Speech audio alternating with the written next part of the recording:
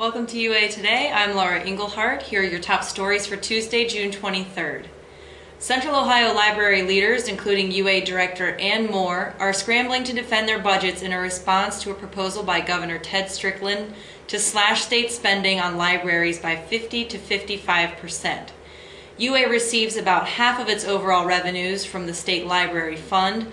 The earmark of state dollars often is credited with making Ohio libraries among the best in the nation, according to several rankings. State leaders are attempting to cut about $3 billion from Ohio's next two-year budget cycle, which begins July 1st, and it appears a few agencies will be left untouched by the reductions. But library leaders are asking their patrons to contact local state legislators to make a plea for library dollars to remain intact. And now, a word from one of our sponsors. Who has time to drive around looking for the perfect car? I know I don't. That's why click it, buy it, drive it at buyersauto.com. 20 franchises, one location. Click it, buy it, drive it at buyersauto.com. Welcome back. UA city officials have enlisted the help of a Florida consultant to help determine the best ways to calm traffic that cuts through the Westwood Acres subdivision off Tremont Road north of the 5 Points intersection. The consultants, along with many of the residents along London Drive and other nearby streets, were involved in several planning sessions last week.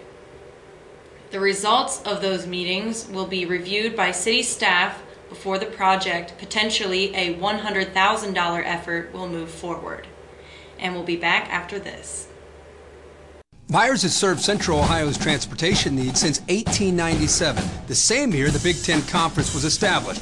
Now that's a tradition of excellence. Myers, 20 franchises, one location. Click it, buy it, drive it at buyersauto.com. Welcome back. We'll close today by visiting a handful of students who will be UA high school freshmen later this summer. The students, Michael Coyle, Tyler Metcalf, Merritt Ogle, Stuart Silver, and Judith Westwood worked together through their Hastings Middle School class in the spring on a project that reached the National History Day competition. While the effort, titled One Virtuous Man, Thoreau's Influence on the World, didn't place in the Nationals, the students said they had a great experience and already are looking forward to next year's competition. Enjoy, thanks for visiting, and we'll see you back here tomorrow. It was a fun experience. I think we learned a lot and had a good time working together. It was a real good experience to be able to learn more about National History Day and how it works for next year and future years. So it was fun.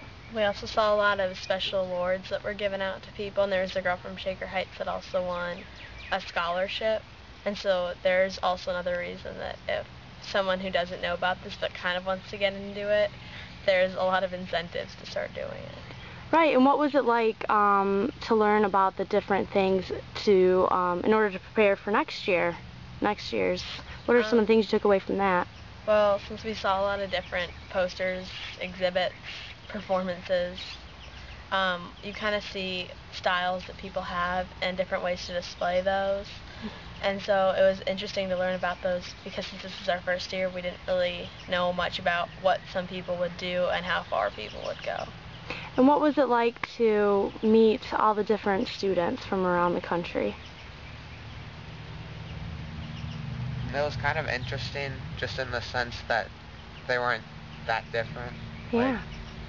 I don't really know how to explain it. Yeah, the project gave you a lot of common ground. Yeah.